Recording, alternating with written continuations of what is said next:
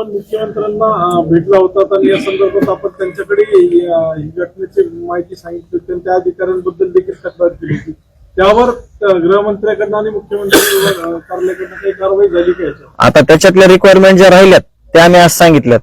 SP साहेब बदललेत, ते प्रामाणिक आहेत, ते चांगलं काम करतात. इथं जॉईन झाल्यावर ते गावकऱ्यांशी संवाद साधायला आले, कुटुंबाला भेटले. परंतु जे खालचं जाळ आहे सगळं चुकीचं आहे. चांगल्या अधिकाऱ्यांना चांगलंच म्हणतोय गाव, मी पण चांगलं म्हणतो. ज्यांचं काम चांगलं त्यांना आम्ही कधी म्हणणार नाही की तुमचं काम चांगलं नाही.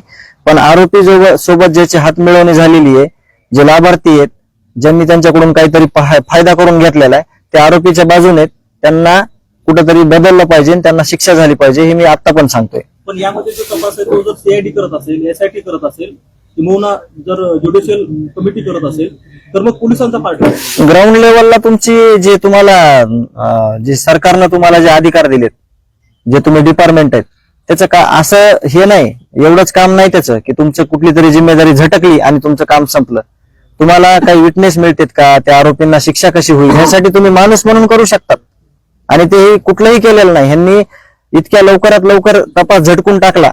मग मला सांगा, जे बाकीचे CCTV फुटेज वगैरे समाजातून जनतेतून आलेत, ते जर नष्ट झाले असते तर त्याची जिम्मेदारी कोण घेणार होतं? हे घेणार होते का? आणि अजूनही जे काही पुरावे नष्ट होणार आहेत त्याची जिम्मेदारी पूर्ण DYSP साहेब आणि केज पोलीस स्टेशन जे पूर्वीचं होतं त्यांची असणार आहे, ते आम्ही खात्रीने सांगतो.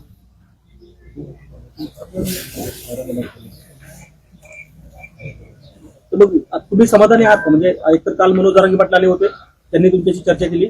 आज स्वतः सुरेश धस आलेत, ते तुमच्याशी चर्चा करतायत. ह्या सगळ्या कारवाई होऊस तर कोणी समाधानी होणार नाही. आणि सगळ्यात महत्वाचं तुमचा प्रश्न वारंवार आहे की तुम्ही समाधानी आहात का?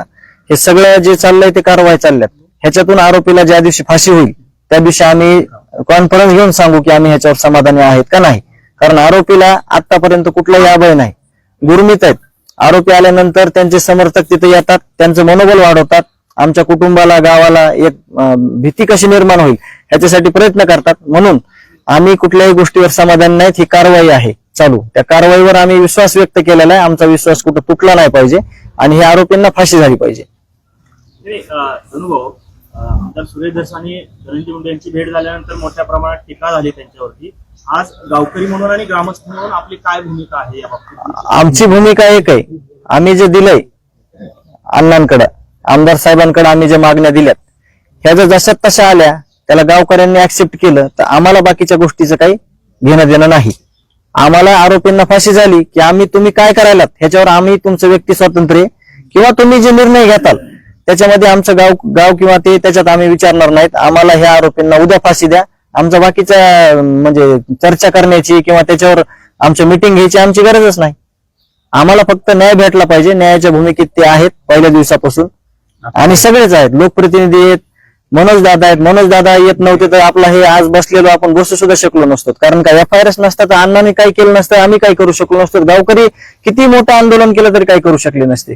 म्हणून ह्याच्यामध्ये सगळे जे लोक आहेत समाजातले त्यांची सगळ्याची महत्वाची भूमिका आहे आणि त्या भूमिकेतूनच आपण पुढे जातात. ह्याच्यात एकच झालं पाहिजे, आरोपीला फाशी झाली पाहिजे आणि हे सगळे सह आरोपी, ही सगळी टोळी, हे जाळमुळं हे सगळं उकळून टाकलं पाहिजे. ती जिम्मेदारी प्रशासनाचा एक भाग आहे अण्णा, आणि अण्णांनी ते पाऊल उचललंय आणि आम्ही त्यांना आज पण विनंती केली की यांना कसं कठोर शासन होईल, यांना कशी कठोर कारवाई होईल ते तुम्ही तुमच्या पद्धतीने करा. आम्हाला आमची तुमच्याकडे हीच मागणी आहे.